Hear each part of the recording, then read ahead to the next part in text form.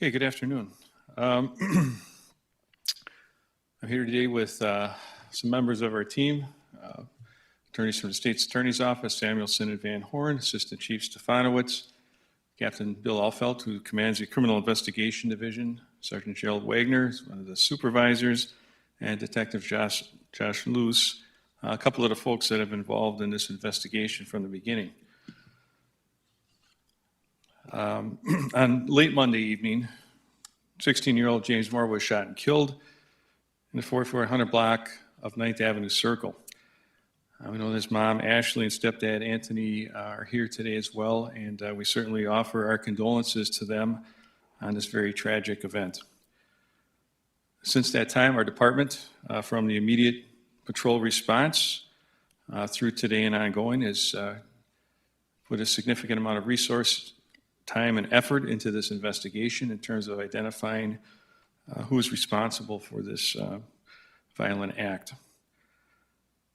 We also wanted to provide our community with an update, and we are pleased today to inform our public that 31-year-old Marcus Rexroad was placed in custody yesterday evening and booked into the jail for conspiracy to deliver a controlled substance, possession of a firearm by a felon, a DUS warrant, and homicide charges. During the course of this investigation, thus far, 2 firearms have been recovered. We're working with the State's Attorney's Office in terms of charges and additional investigation. There are still other pieces that are active and ongoing relative to other folks who were there during this incident, as well as other pieces of evidence that we're seeking. So we just wanted to provide the brief information to the community that the person responsible for the shooting is in custody. The rest of the criminal justice process will take some time to come together, and we're continuing to actively work and to complete all of the other investigative tasks. I'd like to just turn it over to Captain Alfelt here to talk a little bit about, as a new commander in the Investigations Division, the sensational teamwork that went on and the resource management that he utilized to help bring this to such quick fruition. Captain? Thank you, Chief. Thank you all for being here today. I think the theme of this investigation is hard work and teamwork.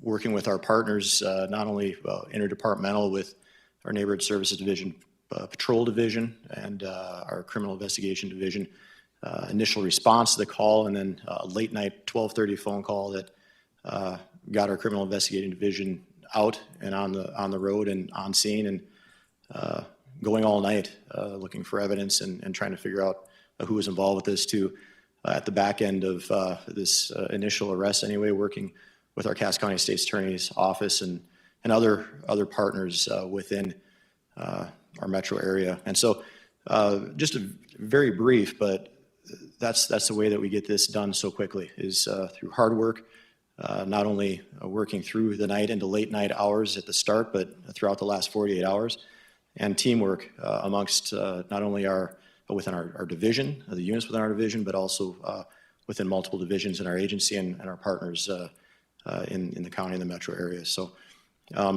thank you all for the hard work that you've done in the last couple of days, and our work's not done. We still have many things to look into, and we'll be continuing to do that and continuing to work hard using teamwork throughout the next weeks, I'm sure. So I think, are we open for? Happy to take any questions from anybody. I won't be able to answer too much, I don't think so. Based that he was booked on a marijuana charge, was this shooting drug related? Again, this is an ongoing investigation. I'm not going to get into the details of the arrest or why the individual was arrested or how the individual was arrested, but more to come on that as the investigation continues. Is there any indication that this was gang related? And can you also talk about how many other people may or were there at the time the shots were fired? Again, all intimate details of the investigation that I would not be able to provide at this time.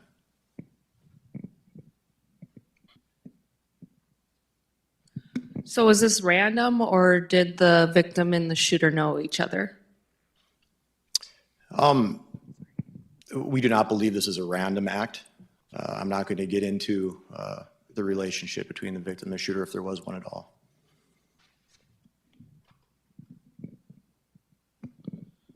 Where was Mr. Rex Road arrested, and how did detectives identify him as the prime suspect so quickly? Mr. Rexroad was arrested in Fargo, and I'm not going to get into the details of the investigation on how he was identified so quickly at this time.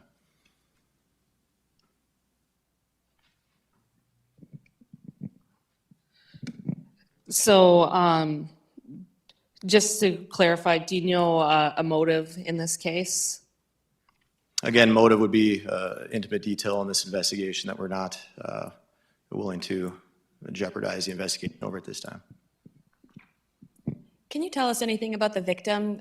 16 is just, it's a really shocking for the community to hear somebody so young killed. I mean, I know his parents are here somewhere, or the chief alluded to that. Can you tell us anything about him? I mean, who he was, anything like that? I'm not going to get into personal details of the victim. What I will say is that any death in anywhere is a tragic event, especially when a victim of this homicide was someone so young. So, our condolences go out not only to the family of the deceased, but friends and those that knew him. Can you tell us where the victim lived, or at least if he lived near the apartments, maybe possibly a city of address? The victim was lived in the city of West Fargo. Can't get any further details than that. I'll save Katie 2 steps. Just 2 quick questions here. One, do you believe there will be more arrests in this case? Again, that'll be, those are intimate details of the investigation. I'm not willing to disclose at this time. But I can assure you that we're continuing to look into this case and look into the details of it and following up on leads and different evidentiary details that will continue for many weeks. And the initial press release said the gun was found next to the victim. Why was that put in the press release? Just seemed like an odd fact. We appreciate it as a member of the media. Just kind of curious about why that was placed in there. We were giving as much information as we possibly could, and we felt that giving out that information would be helpful to paint a picture of the type of incident it might have been for media's benefit, but also just trying to be as transparent as we possibly could at that time. Oh, what the scene looked like, and so. You had talked a little bit about getting a response from the public. How willing have people been willing to come forward with information? Oh, we've had people that have come forward with information. If they've, I don't know if everybody has, there's no way we'd ever know, but there have been people willing to come forward with information.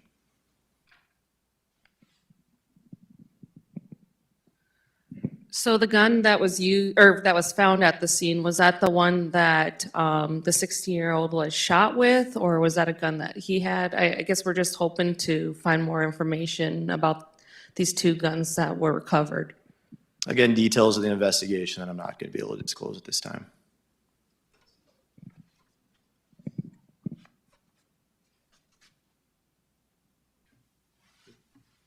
All right, thank you. Let me just add one piece to that. Certainly, the guns in these investigations will be part of additional follow-up work done by our department.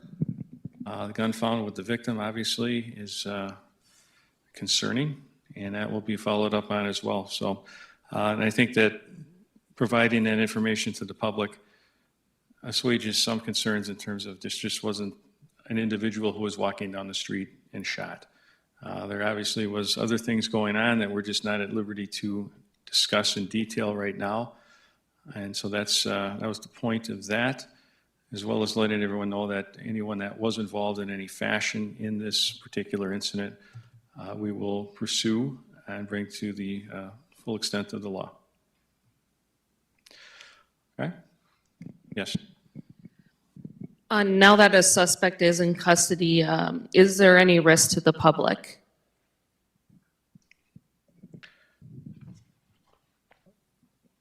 Well, we're still looking for other people who were there. So no, is there a broad risk to the public? No. These individuals, while they may not have had a deep relationship, did know each other. And so from a random violent crime perspective, there is not a concern for public safety.